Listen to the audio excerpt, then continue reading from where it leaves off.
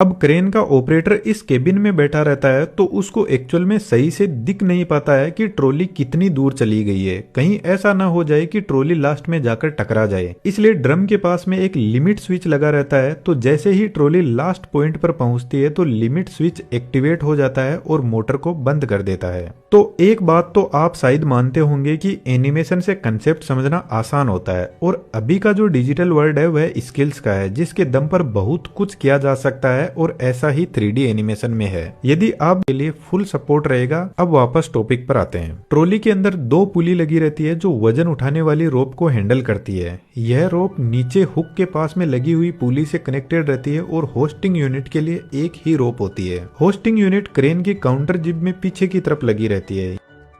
यहाँ पर भी एक powerful slip ring induction motor होती है जो गियर सिस्टम के थ्रू ड्रम से कनेक्टेड रहती है, क्योंकि यही मोटर 100 टन तक का लोड उठाती है। इसलिए इस मोटर के पास में एक ब्रेक यूनिट भी होती है जो वजन को होल्ड करने के काम आती है। मानकर चलो ये ब्रेक नहीं होगा तो मोटर वजन को उठा तो लेगी, लेकिन जैसे ही मोटर स्टॉप होगी तो वजन वापस नीचे चला जाएगा।